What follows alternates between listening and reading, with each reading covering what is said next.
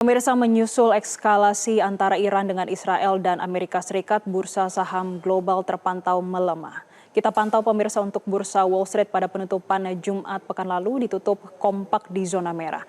Dow Jones ditutup melemah 1,05%, S&P 500 ditutup turun 0,43% dan Nasdaq melemah 0,92%.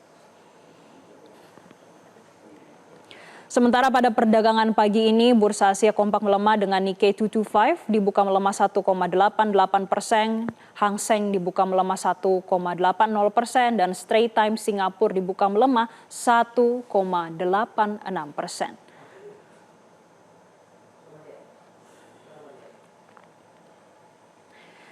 Pengalihan dana ke aset safe haven seperti emas dan obligasi diyakini akan terus meningkat sebagai dampak eskalasi ketegangan di Timur Tengah.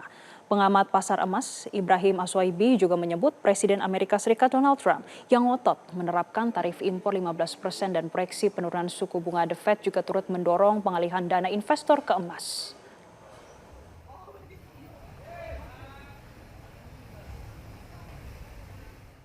Uni Emirat Arab mengatakan dua pasar saham utamanya akan ditutup selama 2 hari dalam sepekan ini untuk menghindari kemungkinan gejolak besar setelah negara Teluk tersebut berulang kali terkena serangan saat Iran membalas serangan udara Amerika Serikat Israel.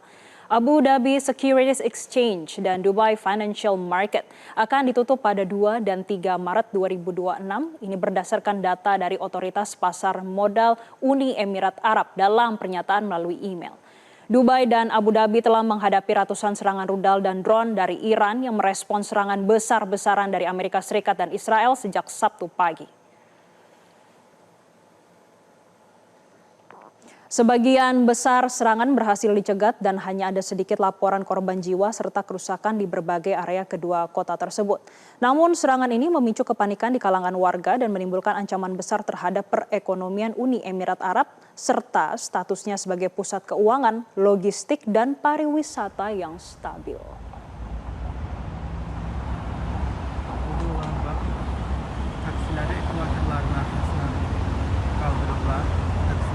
Pemirsa, nilai tukar rupiah terhadap dolar Amerika Serikat di pasar NDF bergerak menguat, namun penguatannya kian terbatas. Rupiah offshore pada Senin 2 Maret 2026 sempat dibuka menguat 0,14%, namun susut hingga menyisakan penguatan 0,03% saja dan dibanderol di harga 16.798 per dolar Amerika Serikat. Perang yang semakin memanas di Timur Tengah kembali menguji ketahanan pasar negara berkembang. Kembali bergeser pasar menjauhi aset beresiko membuat dolar Amerika Serikat kembali melonjak. Indeks dolar Amerika Serikat terhadap 6 mata uang utama lainnya menunjukkan penguatan 0,31% di posisi 97,9 pagi ini. Hal ini membuat mata uang Asia juga ikut lesu.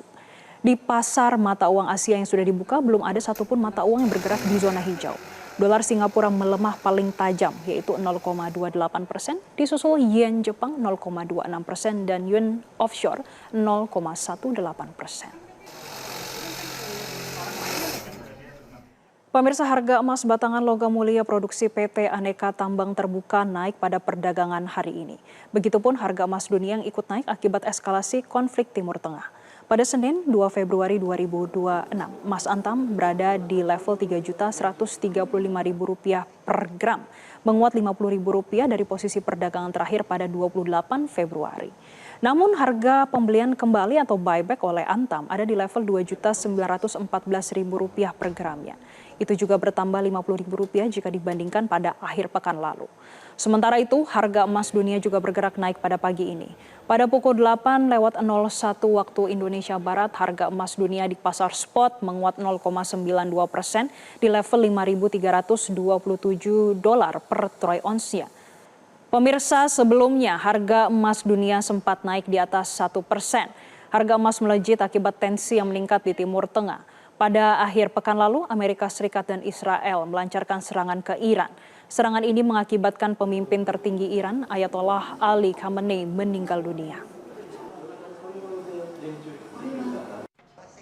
Pemirsa, indeks harga saham gabungan dibuka melemah pada pembukaan perdagangan pagi ini. Dan informasi selengkapnya kita bergabung dengan jurnalis Metro TV, Insan Suwardi, yang akan melaporkan langsung dari Bursa Efek Indonesia. Insan, pada pagi ini indeks harga saham gabungan sempat melemah hingga 2%. Apakah saat ini sudah terlihat bagaimana pergeseran investor dari aset beresiko menjadi aset yang lebih aman.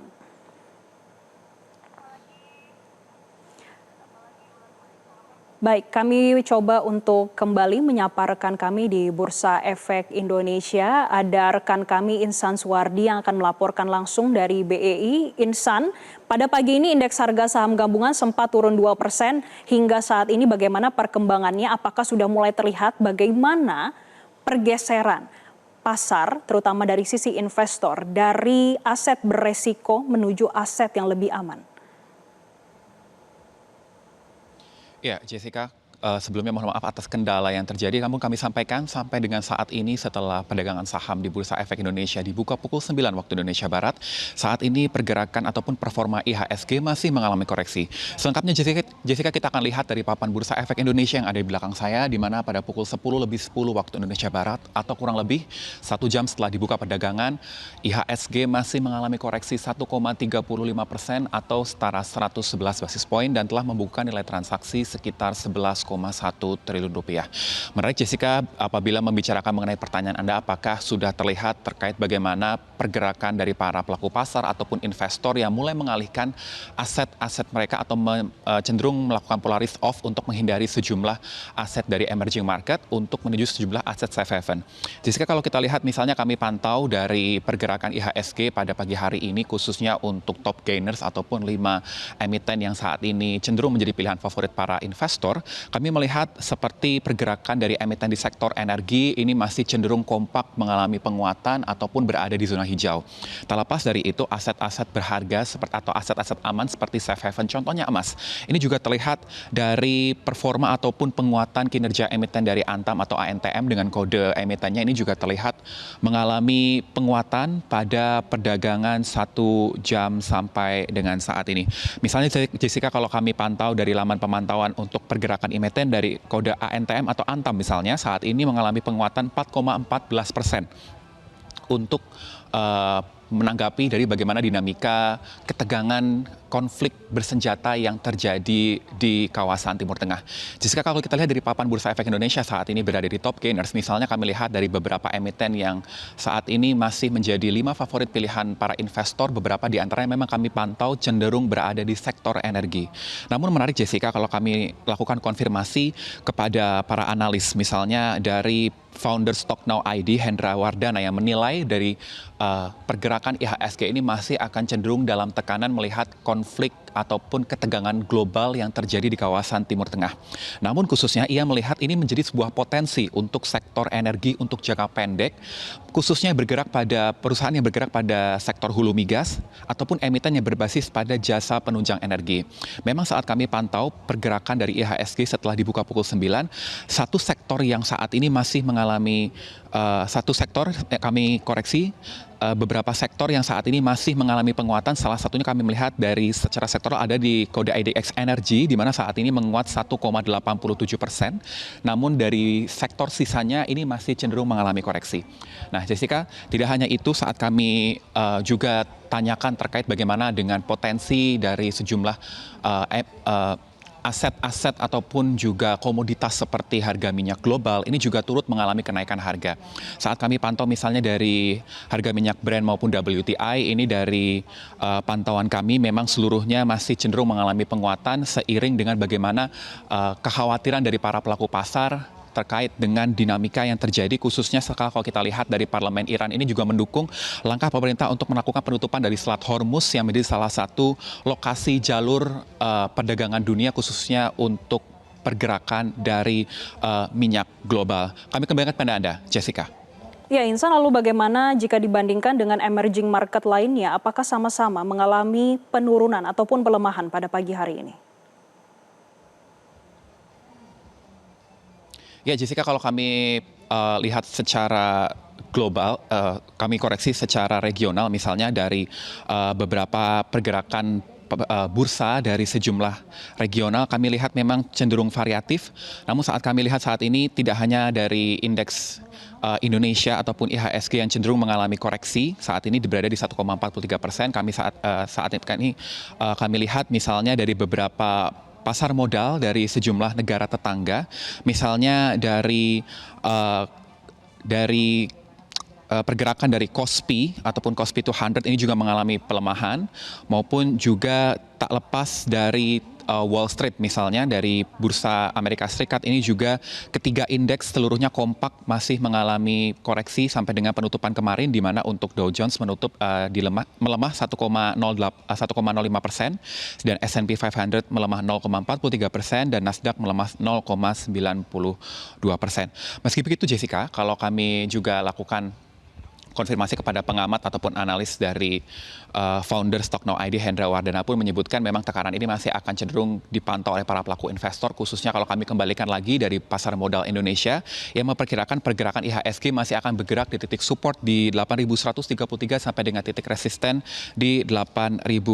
Tentu ini masih kita nantikan bagaimana apakah terkait dengan pandangan sejumlah analis yang menjadi salah satunya potensi dari pergerakan emiten yang bergerak di sektor energi, apakah akan mampu menunjang ataupun mengangkat performa IHSG sepanjang perdagangan di hari ini. Untuk sementara demikian, Jessica.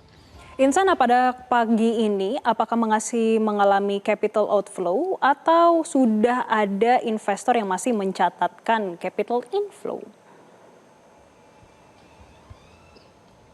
Ya Jessica, kalau kami pantau memang catatan bagaimana pergerakan dari arus modal baik khususnya dari asing saat kami lihat dari platform resmi dari PT Bursa Efek Indonesia dari IDX Mobile untuk data yang diupdate terakhir pada tanggal 27 Februari 2026 atau akhir hari perdagangan pada bulan lalu, karena mengingat pada hari ini kami masih belum mendapatkan update terakhir, memang sudah terjadinya arus modal keluar asing khususnya saat kami pantau, di mana dari foreign buy ini tercatat sekitar 23 triliun, dan sedangkan foreign sale ini tercatat di 23 triliun 696 miliar. Jadinya ini artinya memang dari net foreign sale atau terjadinya arus modal keluar dari asing ini tercatat kurang lebih ada sekitar 696 miliar untuk data per 27 Februari 2026.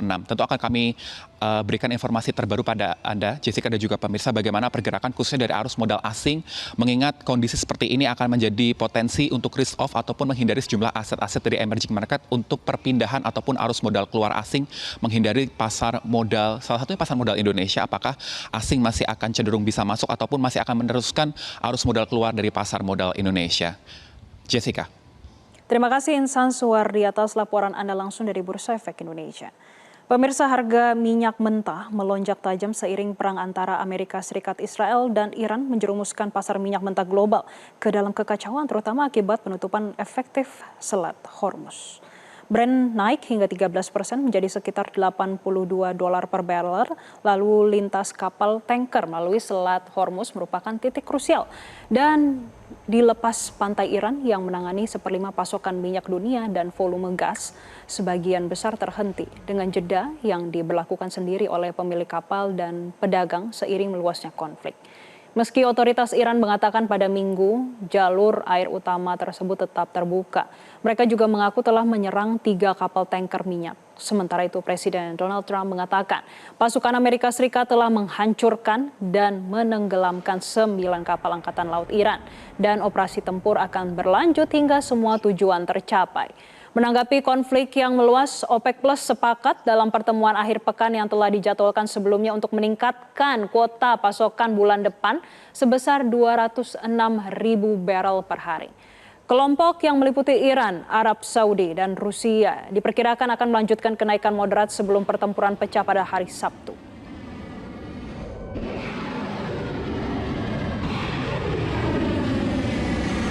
Pemirsa, Iran menutup Selat Hormuz sebagai langkah balasan dari serangan Amerika Serikat dan Israel. Selat Hormuz adalah jalur perairan sempit yang menghubungkan Teluk Persia dengan Laut Oman dan berperan sebagai salah satu rute perdagangan energi paling penting di dunia.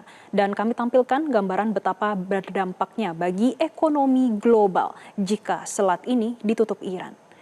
Pemirsa, sekitar 20 hingga 30% dari total pasokan minyak mentah global melewati selat ini setiap harinya, mengalir dari negara-negara penghasil minyak utama di kawasan Teluk seperti Arab Saudi, Uni Emirat Arab, Irak, Kuwait, dan Oman menuju pasar internasional. Arab Saudi menghasilkan sekitar 10 juta barel per hari atau sekitar 12 hingga 13% dari total produksi minyak dunia. Selain itu Arab Saudi juga memproduksi sekitar 100 hingga 120 miliar meter kubik gas per tahun. Uni Emirat Arab memproduksi minyak sekitar 3 juta barel per hari, berkontribusi sekitar 4 hingga 5% dari total produksi minyak mentah dunia. Mereka juga memproduksi 50 hingga 60 miliar meter kubik gas per tahunnya. Irak memproduksi sekitar 4 juta barel per hari yang juga mencakup sekitar 4 hingga 5% dari produksi minyak mentah dunia dan menghasilkan sekitar 15 hingga 20 miliar meter kubik gas per tahun. Kuwait dengan produksi sekitar 2,5 juta barel per hari menyumbang sekitar 2 hingga 3% dari total produksi minyak dunia dan menghasilkan sekitar 20 hingga 25 miliar meter kubik gas per tahun. Sementara Oman sebagai produsen minyak yang lebih kecil menghasilkan sekitar 1 juta barel per hari dan memproduksi sekitar 30 hingga 35 miliar meter kubik gas per tahunnya. Karena kapasitasnya untuk menangani pengiriman kapal tanker raksasa, Selat Hormuz menjadi titik krusial bagi kestabilan ekonomi global. Penutupan atau gangguan di selat ini akan mempengaruhi pasokan energi dunia, memicu lonjakan harga minyak mentah dan menyebabkan ketidakpastian di pasar global. Selain itu, dengan Iran mengontrol sisi barat selat ini, Hormuz sering menjadi titik rawan ketegangan geopolitik.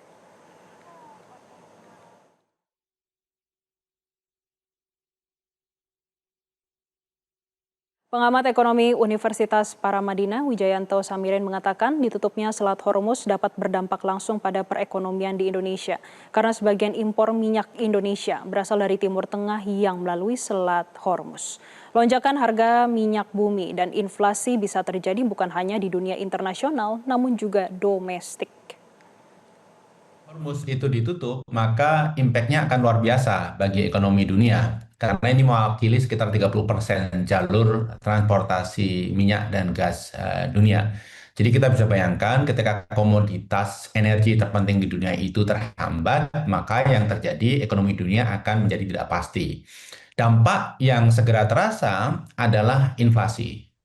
Karena harga yang lain pasti akan ikut naik gara-gara minyak naik. Selat Hormuz itu bagi Indonesia mewakili sekitar 13% import minyak mentah. Jelajahi cara baru mendapatkan informasi. Download Metro TV Extend sekarang.